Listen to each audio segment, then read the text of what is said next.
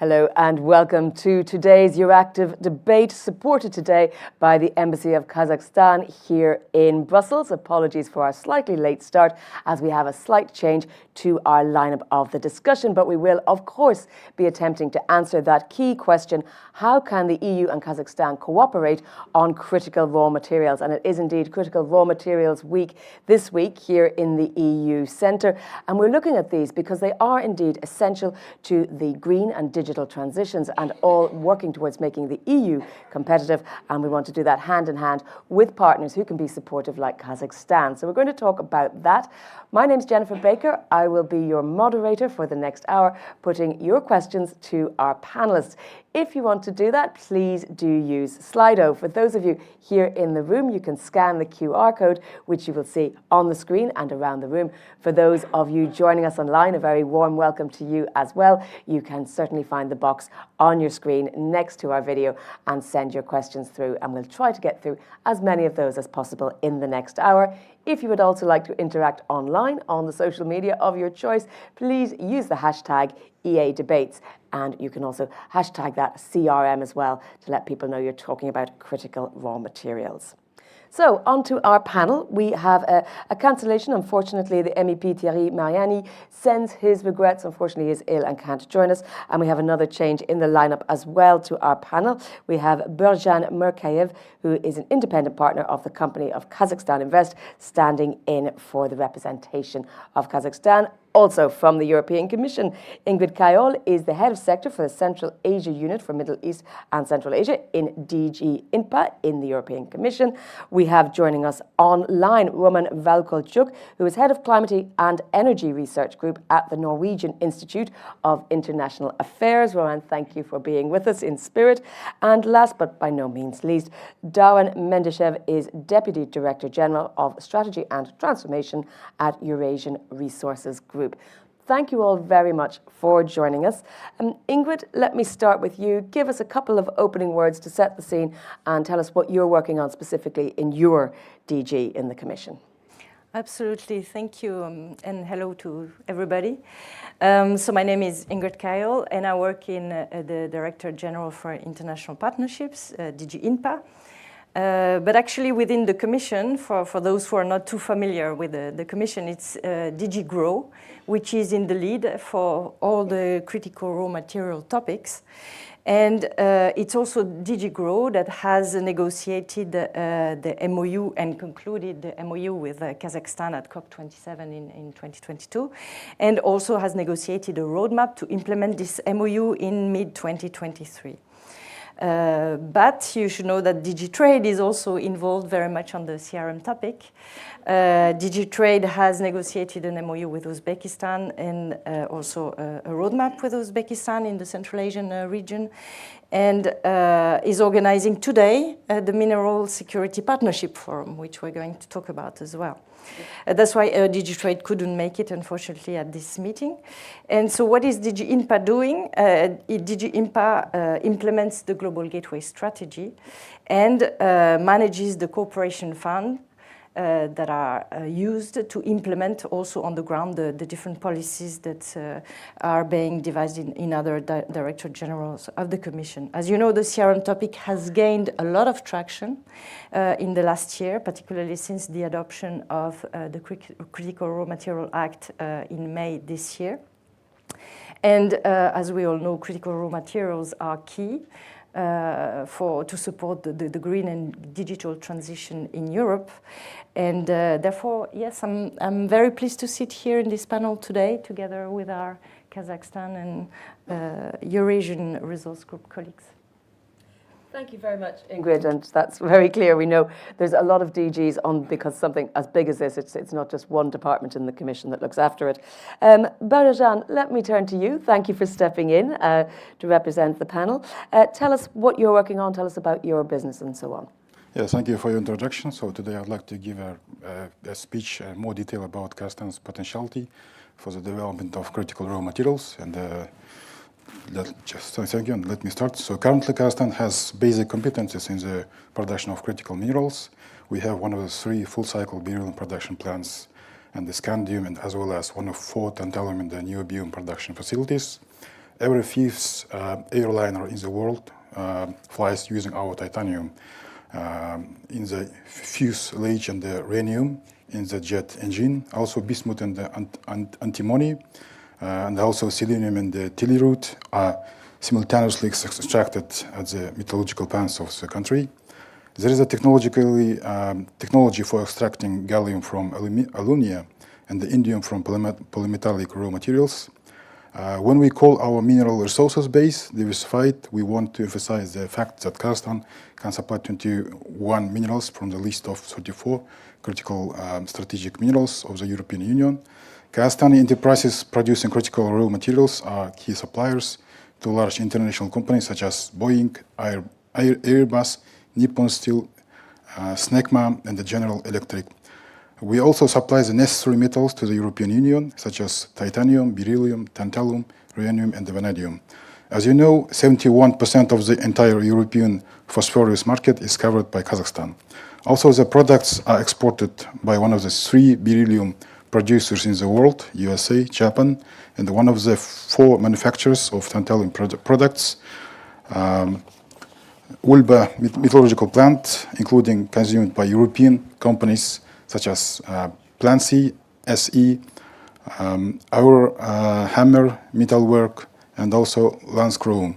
In addition, we produce semi-finished products of the rare metals such as ammonium perrhenate and ammonium metavanadiate. According to these types of materials, the companies are working on modernization of production and the deepening of distribution. As you know, Kazakhstan has only recently become a full member of the MSP Forum and is ready to make a feasible contribution to ensuring the security of global supply chain of critical minerals and the metals.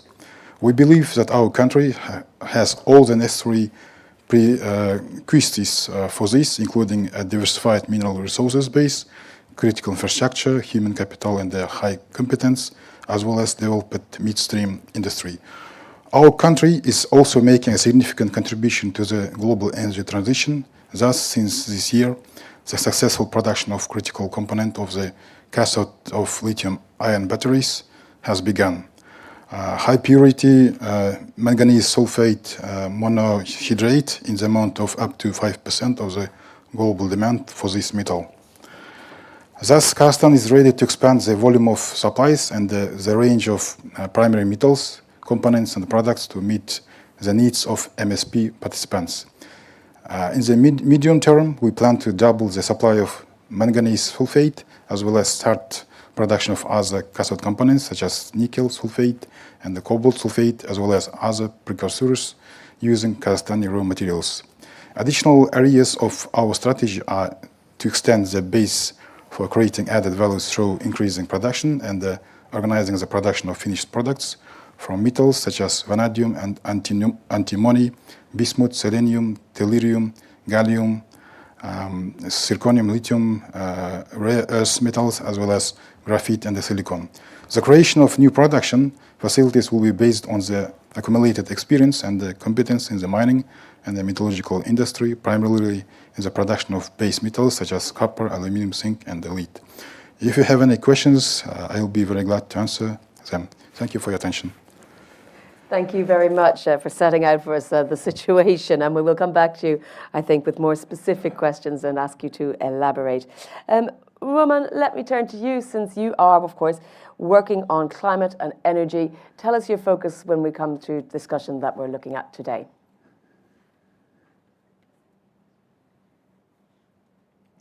I think, Roman, you might be on mute.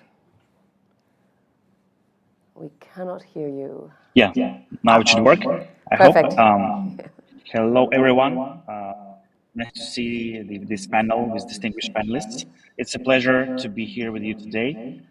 Yes, indeed, we've been studying Central Asia and its resource endowment over the last 5 years. And we definitely see Central Asia as becoming a geopolitical hotspot in terms of the critical materials. As Mr. Mukayev already mentioned, well, Kazakhstan has really diverse mineral reserves base. And against this background, I would just like to give three key points that we can, of course, later elaborate on. So I think this resource endowment of Kazakhstan and the fact that it has so many different minerals located in a relative proximity to each other makes the country quite unique and also quite different from other important hubs of critical minerals globally. For example, unlike the lithium triangle or the Democratic Republic of Congo, where basically the whole infrastructure is built around one mineral, Kazakhstan has substantial amount of different types of deposits which can be mined and produced for different purposes at the same time. So in that sense, we found that Kazakhstan can be seen as a one-stop shop for many minerals. And of course, prospective investors could then take into account this rich, diverse, and also the already existing infrastructure and many years of experience of Kazakhstan in terms of the mining.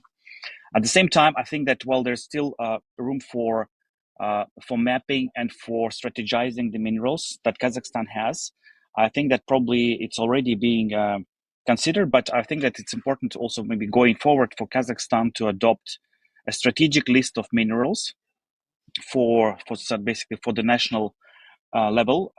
And the methodology could be similar to the one adopted by the European Union. We know of the EU critical material list, or the ones adopted by individual countries like in South Korea, Australia, or France. So I think it's really important to map and identify the list of strategic minerals for clean energy technologies. In that regard, I think Kazakhstan also could benefit from more active engagement from the EU side in terms of helping with the capacity building for geological surveying and undertaking pre-feasibility studies. In general, I think that the mining sector has good data, but of course, at some areas, especially when it comes to the lithium mining, it lacks some micro data and also granularity in terms of understanding for example, different reserves of different minerals. Second point I'd like to comment briefly is that we already see active engagement from many different European companies.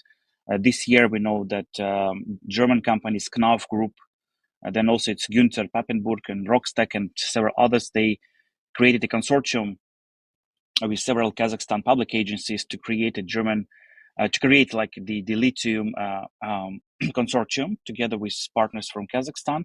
Also, we know that EBRD is just signed a new contract to promote good governance standards in the mining sector.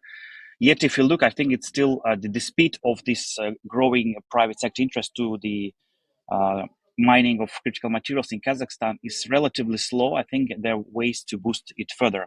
And finally, the third point relates to the potential collaboration between the EU and Kazakhstan in terms of the joint research collaboration and skill development. We know that Kazakhstan has a whole generations of mining industry employees, and there's a lot of course, important experience and skills generated. But we studied recently that actually when it comes to the clean energy technologies and the development of infrastructure for clean energy, this is the area where Kazakhstan has a shortage of skilled labor. And I believe that while the EU has a comparative advantage compared to other partners which work with Kazakhstan on critical materials and provide more educational and skill-based training programs, so that this could be beneficial for both sides. But I think at the moment there's still a shortage, especially if we talk about future expansion of the mining and the creation of the value-added supply chains based on critical materials in the country. I'll stop here. Thank you very much, Roman. We'll come back to some of those points and ask you to expand a bit on them as well as we go through our conversation. But for now, Darren, give us your opening remarks. We've already heard, of course, from the other speakers, so perhaps you can reflect a bit as well. Hello, everyone. Thank you for having me. My name is Dorian, and I'm representing ERG, or Eurasian Resources Group, call it as you like it. So basically, even though I'm representing an ERG and Kazakh business today, but ERG is more than Kazakh business. We are a multinational group, and we have operations not only in Kazakhstan, but also in Africa and Brazil. And our headquarters actually here in Luxembourg. So in terms of the partnership with Europe, so my understanding and my belief is that it's an important one, one of the most critical one. We have a good history of working with European companies, and we are selling our main products also to European customers. So, for example, Kazakhstan, in Kazakhstan we have Kazchrom, our subsidiary, one of the largest ferrochrome producers in the world, and so majority of it, we sell it to Europe of our product. Also the same thing for aluminum. And if we're talking about our so-called international business, yes, we also have some discussions on the cobalt concentrate selling and copper as well with Europe. Thank you for that. Ingrid, let me come to you and let's talk for a moment about the Mineral Security Partnership Forum. Can you tell us in general terms what that's going to mean for the EU-Kazakhstan cooperation in the critical raw materials area, of course, but maybe more generally just what it means going forward to have such an agreement? Sure. So maybe for those who don't know exactly what the Mineral Security Partnership Forum is, I think it's good to provide some explanations. But so this is for us really a win-win partnership in the sense that it tries to accommodate both the interests of producing countries and consumer countries through two main strands of work, which are the policy work and a discussion on the concrete projects. So this partnership departs from the point that while critical mineral supply chains must grow rapidly to support the transition, growth cannot be at the expense of biodiversity, the environment, human rights, labor rights, etc. So being a member of this Mineral Security Partnership Forum means that you're ready to adhere to some key principles. And there have been some principles adopted on responsible critical mineral supply chains. And those principles involve committing to high environmental, social, and governance standards. It involves also committing to sustainability, meaning to engage also with the local communities. And it means also sharing the prosperity. Which also involves a certain level of transparency and of local value creation. For us, it's very important also that this partnership allows for the creation of jobs locally. So as you can see, it's in the interests of both parties. And we see that this is going to open up a lot of cooperation possibilities with Kazakhstan in particular. And we expect that Kazakhstan membership in the MSP will generate or will allow to generate new investments in the CRM field, while also ensuring high standards and the creation of local jobs. Thank you. Dorian, let me come to you from your perspective. So what does this sort of forum mean from the perspective of business and these partnerships in general? What do they mean for the EU-Kazakhstan cooperation, for the security of supply, for all these questions? I fully agree with the mentioning that it's in a mutual benefit for both of us, I mean for EU and Kazakhstan. So, and I also want to emphasize on the Roman's words that we can, have a good partnership in the labor upskilling and also in technology transfer. So, even in this case, this forum and being Kazakhstan part of this forum is mutually beneficial for us. And we as ERG also striving for any potential partnership, and we have discussions on the technology partnership with European companies in our products right now. So to sum up, yes, I fully agree that it's mutual benefit. Thank you. Roman, to stay with this question, because you mentioned skills and support, and Ingrid has mentioned jobs, and Dorian has mentioned technology transfer, can you bring those all together for us a little bit and tell us what role technology transfer could or should play in these sorts of international cooperations on critical raw materials, and also perhaps where we might look to the future in terms of research and innovation once we're developing those skills? Right. Well, I think, first of all, I should mention that the European Union and Kazakhstan have a long history of successful collaboration in the area of education. Since the early 90s, many of the European countries have been an attractive destination for students to go and get quality education. And we see that also over time, this has led to the also establishment of more scientific ties, especially in the area of natural sciences. And we also know that there have been some joint projects in terms of engineering laboratories, in terms of joint research centers. We know, for example, there is the German Kazakh Institute, university based in Almaty, which has been also producing workforce for different areas. Yet, of course, if you look at this landscape of available workforce and the need to boost and expand the production of clean energy, and of course, with that, the production of critical materials, I think that the current workforce and skills need to be expanded. And of course, this also means that there should be more research centers. Universities should also focus on producing more skilled labor for clean energy technologies. Earlier this year, we published a study where we looked and we compared different regions in the world in terms of their educational institutions producing skilled workforce. And we found that countries of Central Asia are not really performing well compared to their peers in Asia.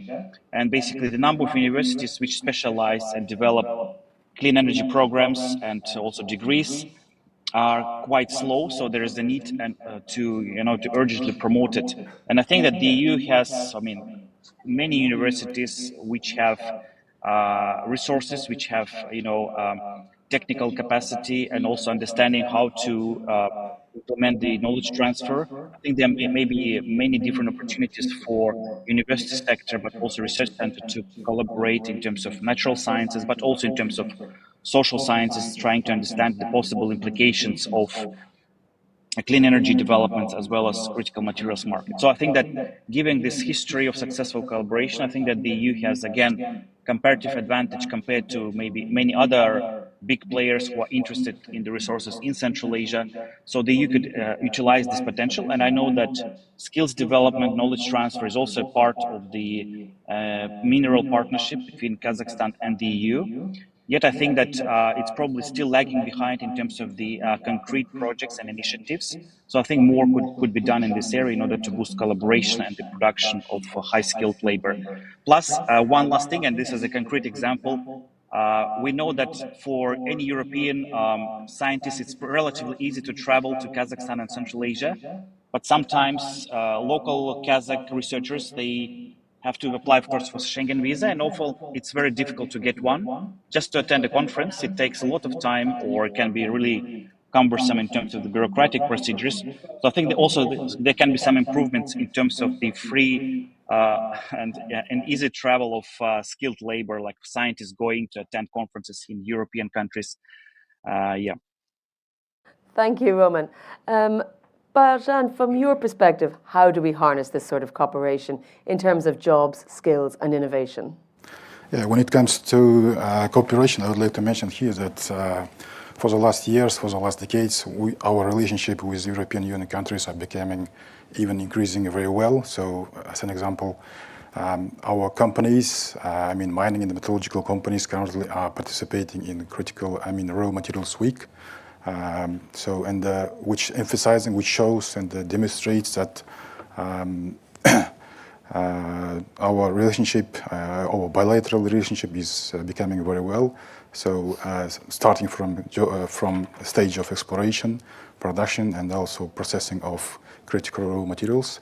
And in this case, I would like to mention that we have a well-developed infrastructure and for further cooperation, and we have even adopted a mining code, which is very similar to Australian mining code, first come and the first served.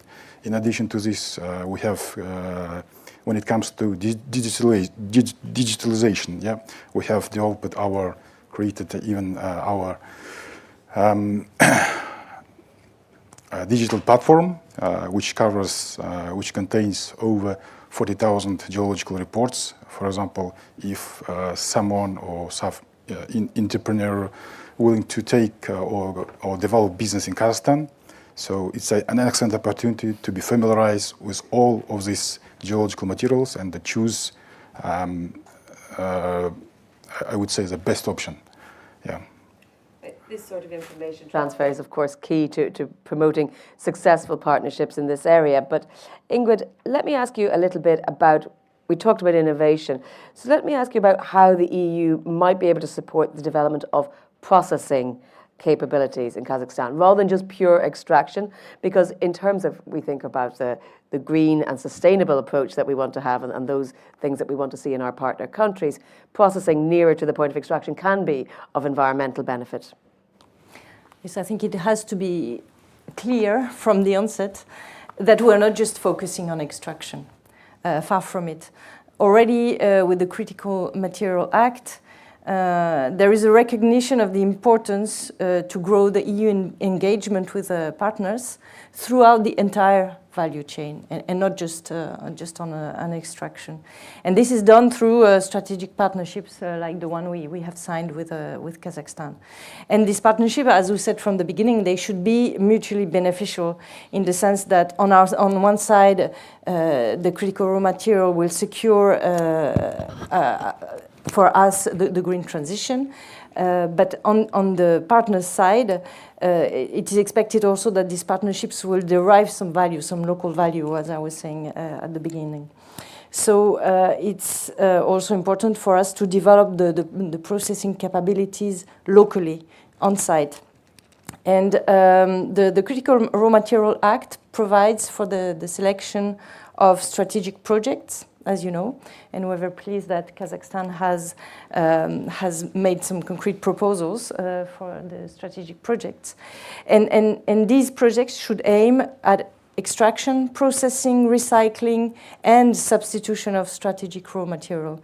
Besides, if I can add also that in the partnerships that we've signed with Kazakhstan and in the roadmap, there is the inclusion of the modernizing the refining processes through new technologies, for instance. There is also supporting the circular economy through improving the processes, making them more efficient. And it is also foreseen to green the mining processes. So as you see, processing is really at the core of what we do as well. So our concrete support includes a global CRM facility with a budget of 6 million euro, which is going to become operational at the end of this year, and which, amongst other things, organizes business missions, business events, de-risks projects as well. And this is across, again, the whole value chain. On top of these 6 million, we have just signed now a contract with the EBRD to implement a regional project for 3 million euro, which aims at promoting the latest best practices and technologies also for exploration, extraction, refining, and processing again. And of course, this program will also look into harmonizing standards again across the whole value chain. So as you can see, there are lots of ongoing activities, and they do not just focus on extraction. Roman, I'd like to bring you in on this point as well. Ingrid, we've talked about extraction. Ingrid, I mentioned processing, and Ingrid has brought it even further to mention recycling and the full life cycle of critical raw materials. How important is that from a sustainability point of view? And how important is it to have that in the right place, be that the EU or Kazakhstan? Yeah, I think this is a very important question. I think that there are several key takeaways from what just Ingrid said. I think for Kazakhstan, which actually already has some basic processing infrastructure, it has a number of different smelting factories and plants for different types of minerals. It has also, different types of facilities for different types of smelting and processing. But what Ingrid mentioned about modernizing the existing facilities is super important for Kazakhstan. We know that some of the infrastructure is, of course, is a bit outdated and some require modernization. So that would be, I think, quite essential also in terms of fostering high sustainability standards, high environmental standards, also promoting ESG among many of the local companies. And actually, the track record of Kazakhstan in terms of adopting best ESG standards is also, I think, is quite progressive.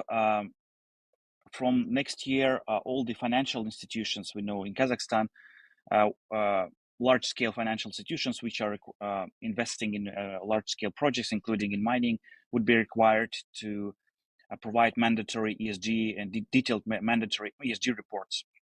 And we also have a number of companies which are listed, for example, on the Kazakhstan Stock Exchange and internationally from Kazakhstan. They should also provide ESG reporting.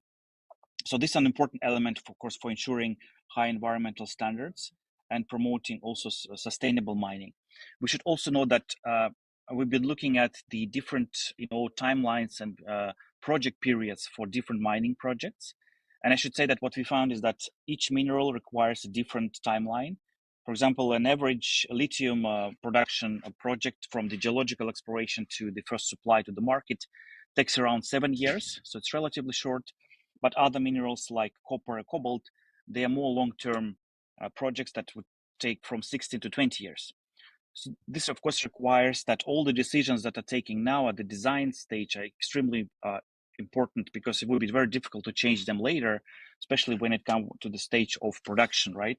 So the mining aspect, and especially when it comes to new mines being launched and developed in Kazakhstan, those, of course, have to be adhered to very high environmental standards. And I think here the EU could also assist in terms of promoting best practices, exchange knowledge, also with knowledge transfer in terms of adhering to high sustainable standards. At the same time, we should also not forget that those projects should go fast. I mean, there must be a way to fast track them, but without, of course, compromising the high environmental and social standards. A follow-up question, Roman, to you. How does Kazakhstan's production compare to other major global suppliers, both in terms of sustainability or diversification? Well, I think the Kazakhstan's base is very diversified, also in terms of just raw material exports, but also in terms of processing some of those minerals.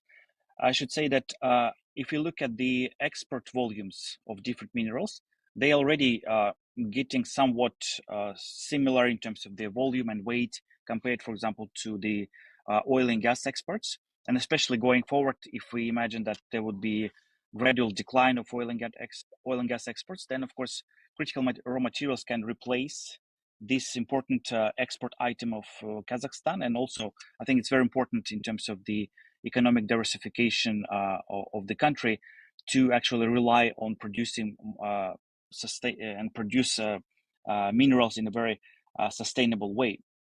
At the same time, we also know that Kazakhstan is becoming itself an important player in terms of expanding to new markets. We know that, for example, as was mentioned, the Eurasian Resource Group is already working in different jurisdictions in Africa, and is also, I think, considering entering new other markets.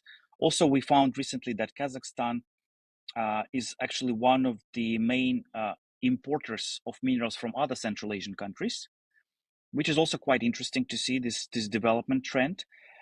So I think that, well, yes, from year to year, there has been a steady increase, especially after 2018, in terms of exports of raw, but also processed materials from Kazakhstan. And we also know that before there have been some, contestation and also some, history of protests against, mining activities. But I think that, the government has been following up quite closely on this issue. And I believe that, most companies which are now required to produce ESGs are also quite, genuine in their efforts to promote sustainable environmental and also social development in terms of mining. Well, thank you, Roman. Darian, I'm going to put a similar question to you. How does Kazakhstan compare favorably with other potential raw material suppliers to the EU? But also perhaps what more might be needed in terms of sustainability. Roman is saying we're already seeing quite diversified, but what more would you like to see in place, and what is the USP? Thanks for the question. But unfortunate answer would be the same. It's really quite diversified. It depends on which minerals we are talking about. So yes, in some metals we are world leaders, and some we are importing. In Kazakhstan as well. So in terms of sustainability, I want to also mention that it was mentioned a couple of times today. about the recycling of tails. So yes, Kazakhstan has a 1 century, I think, history of mining, and we have a lot of tails. I mean, even we in ERG we have it, and we already recycling our tails. For example, in ferrochrome, we built a new facility to process these tails and to get ferrochrome out or chrome ore from that. In addition to that, today we spoke with on the forum. We in our bauxite tails, from bauxite you produce alumina and aluminum.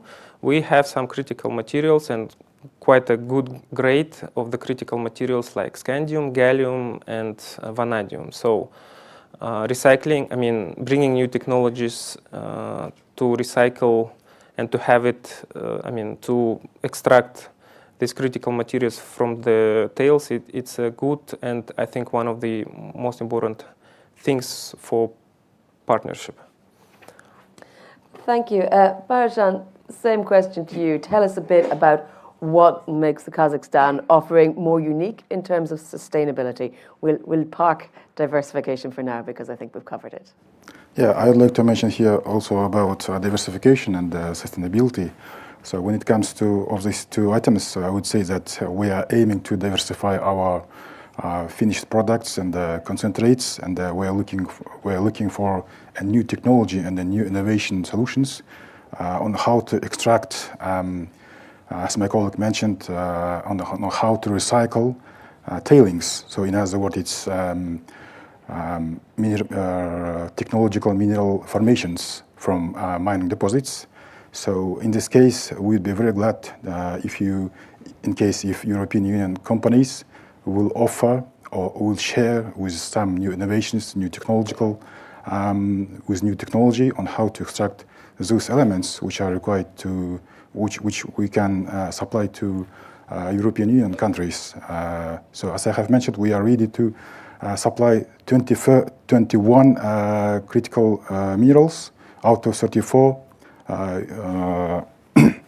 critical strategic minerals of European Union. Yeah. Well, we've talked a lot about sustainability, about green, about skills sharing. Let's move on a little bit to questions about more geopolitical nature and in particular the EU strategic autonomy goals. Ingrid, can you tell us something about how the scaling up of Kazakhstan's critical raw material production might align with those goals? I would say, indeed, Kazakhstan's CRM production scale-up does align fully with the EU's objective of green and digital transition. As you know, well, the critical raw materials are essential if we are to transition to a net zero economy. We need the critical raw materials for the deployment of renewable energy, for solar panels, for wind farms. We need critical raw materials for electric cars, for batteries, for electronic devices. So they have really become indispensable to ensure this transition. And no economy is fully self-sufficient on all critical raw material. I hear that Kazakhstan is very well endowed, but this is not the case of most of the countries on this planet. Therefore, it is essential to increase cooperation with our partners so as to achieve a sustainable, resilient, and efficient CRM supply. And therefore, we really welcome the cooperation that we have established with Kazakhstan in the context of the EPCA that we've signed, in the context of the strategic partnership that we've signed, and in the context of the MSP forum, which is going to take place this afternoon. And the key objective for us of this cooperation is really to develop secure and sustainable critical raw material supply chains.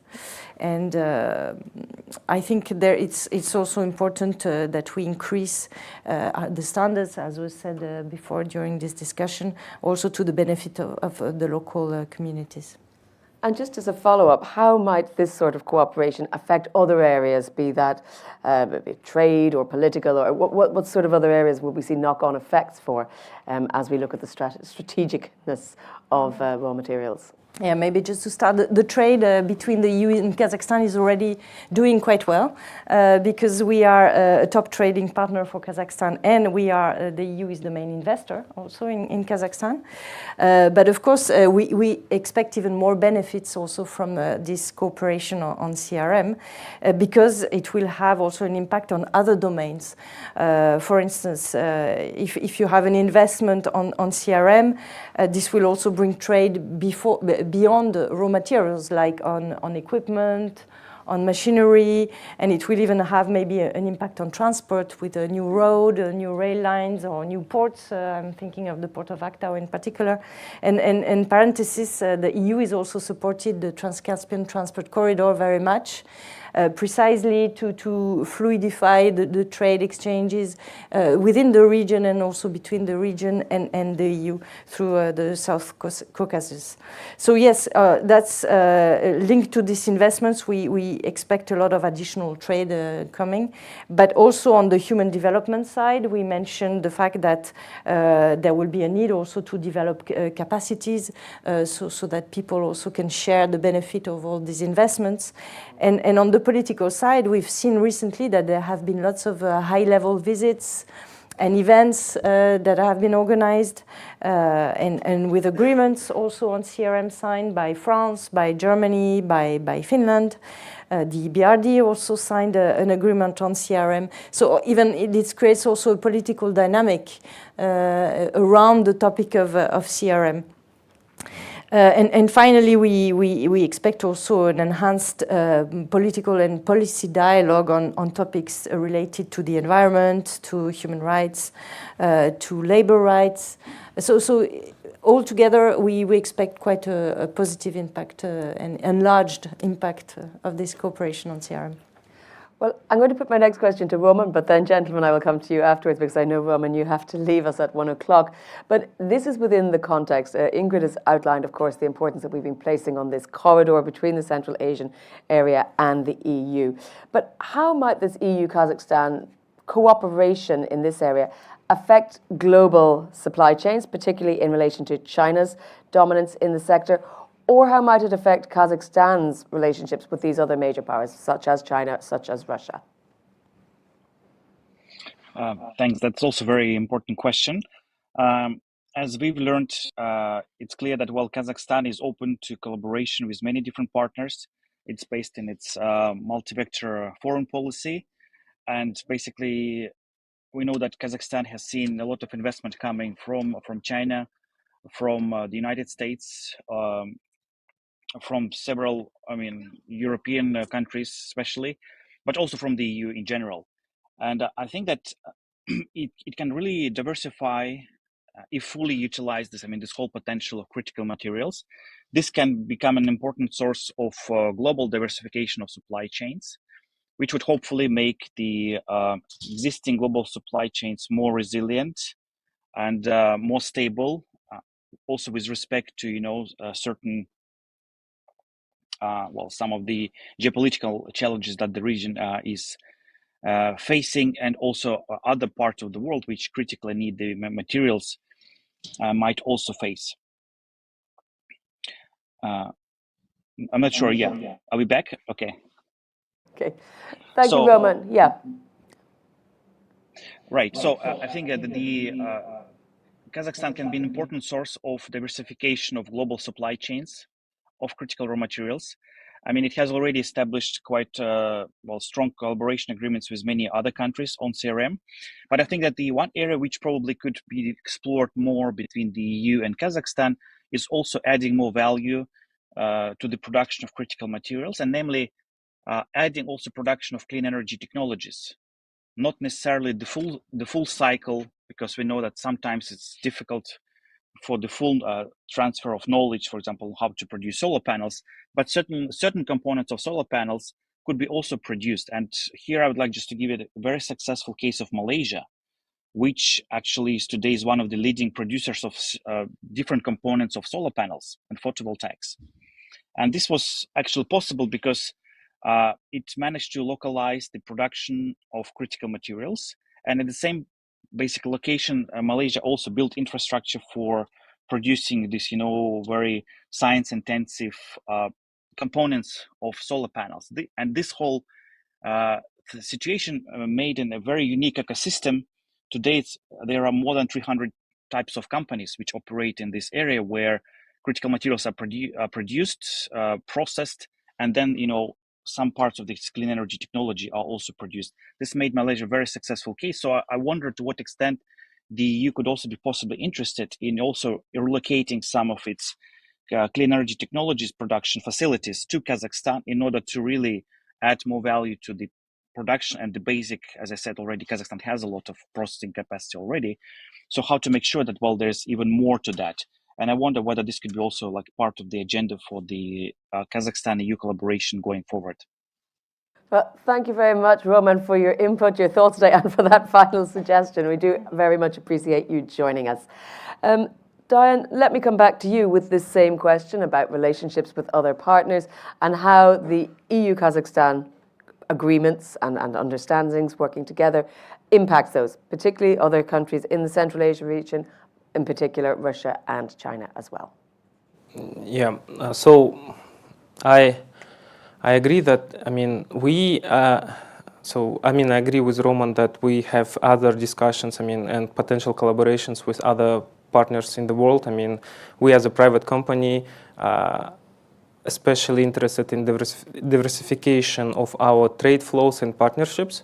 So, and we work closely, yes, with Chinese companies, non-sanctioned Russian companies, EU, Far East, Japan and Korea, and Australia as well.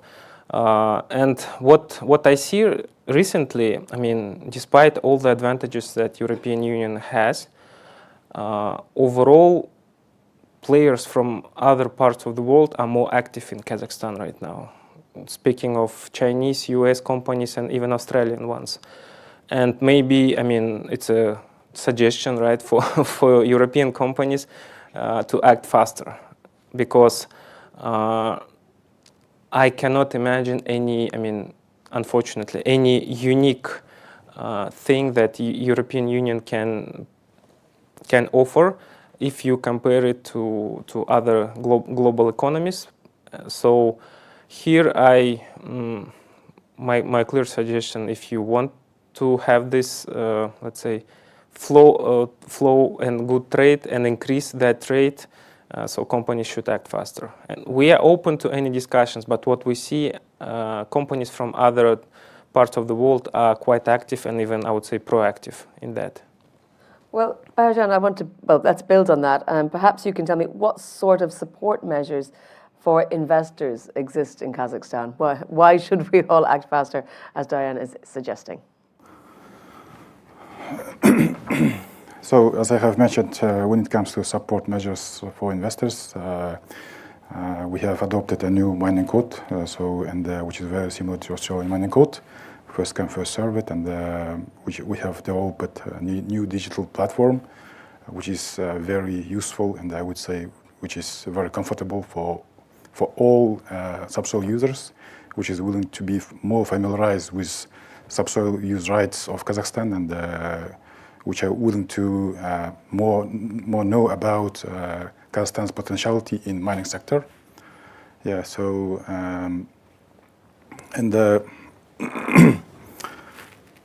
yeah. I'm just seeing we have a question coming in from our audience. Sebastian is asking whether it's likely, given their size, that Kazakhstan companies will be subject to the corporate sustainability due diligence requirements, and what sort of requirements we might see there prevailing. I don't know if anyone wants to tackle that on the panel, but it's a good point, Sebastian, and we're glad that you've raised the question, because that is something that is going to happen going forward with various third countries. But sort of within that idea, I'm interested to know, Dorian, what steps is Kazakhstan taking to ensure responsible mining practice, including these fair labour and human rights questions that we have, the standards we have in Europe, and how then, Ingrid, I might ask you, is the EU monitoring that, and how can the EU actually have an insight into what's happening in the third countries? So Dorian first. Yeah, I cannot comment for the whole, all companies, but I will just specifically comment on our practices. we definitely 100% comply with all human rights and social. We are quite socially responsible company. It's not a secret. For example, so we are spending around 100 million USD per year in the city for the well-being of the cities where we're represented. For example, we have 4 cities where we are the only major employer, and we call them mono cities. Yes. So and we are investing heavily in the well-being of our workers. We have quite a number of initiatives. One of them, for example, we call it. Let me call it in English, the city where you were born. So every citizen, I mean every person who lives in that city could provide some initiatives for improvement of the I don't know, either sport facilities or other facilities.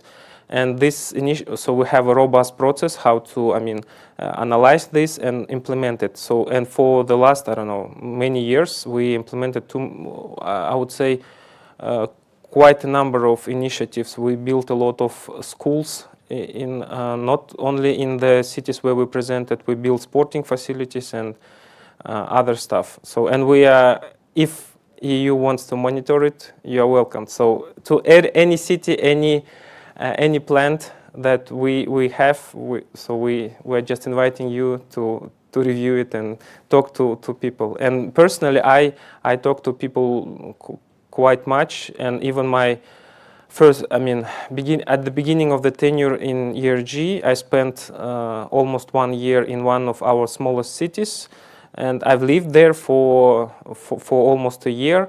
And I would say personally, it's my personal opinion, this is, the living conditions there are quite good. And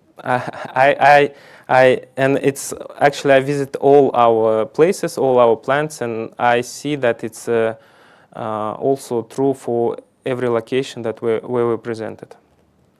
Ingrid, the EU quite rightly sees itself, prides itself on its standard setting, and in these partnerships and agreements internationally, there has to be an understanding that those standards will be met. But how does the EU monitor that? How can the Commission or whoever the powers that be actually have an insight into what's happening?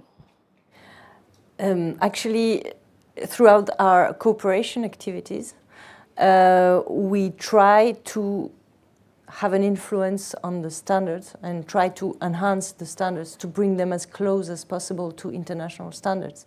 And for instance, I was mentioning earlier on a program that we are about to implement next year. And this program, one of the component, the key component of this program will be particularly to work on standards, on common standards.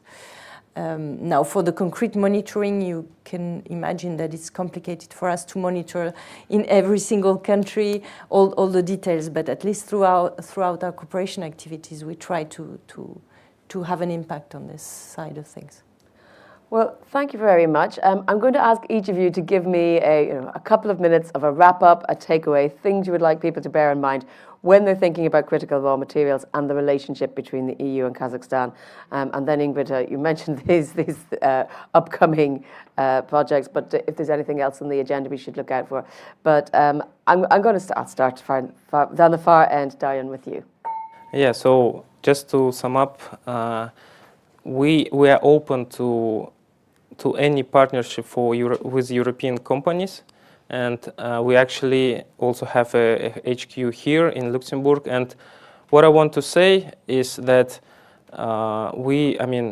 having this being part of MSP, it's a good opportunity for both of us. But if we want to have it mutually, have a mutual benefits on that, we need to act fast, and we're open to that. So we ready to discuss any types of partnership, either it's a joint venture or technological partnership. Thank you, Bayojan.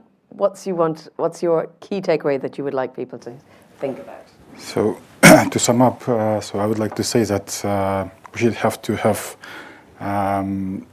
perform all of these. I would say steps, yeah. For example, when it comes to when it comes to projects, and as I have mentioned, that we are expecting more from European Union side when it comes to transfer new technology and then new innovation solutions which can be implemented and can be applied in mining sector. And also when it comes to human rights, I would like to mention that all of mining companies in Kazakhstan are fully and even successfully implementing ESG standards. So, yeah, this is my brief. Thank you very much. And Ingrid, we covered quite a few different things, obviously specifically focusing on the EU-Kazakhstan question today, but is there anything we've missed or anything more broadly that you would like people to bear in mind when we ask of these questions about international partnerships in the area of critical raw materials or more broadly? No, as a conclusion, I would like to underline particularly the very good relation established with Kazakhstan on CRM, but also on other topics. I think there is great potential, as you were mentioning, with 22 critical raw materials out of 34 which are being produced in your country. So indeed, there is great potential. I hear also the messages that you've passed, the different speakers have passed on education. We have this also on our radar, the need to develop local skills. I also hear with some interest the link with the clean energy production. I think indeed that this is something that could be explored more broadly. And I hear with some suffering the message on the need to act faster, which means that we're not fast enough. But I guess that indeed we have all the tools in place through also the European Sustainable Fund for Development in my Director General, meaning that we work with banks which can provide loans, which can provide guarantees to concrete projects. And we hope also that European companies take full advantage of what's available. Thank you. Well, thank you very much. That's an excellent note to end on as we say goodbye to our audience who has been joining us online. Thank you all very much here for your attention today. Thank you, of course, to the panelists and for your flexibility as we've changed our lineup a little bit today, but I thank you for your input and our discussions.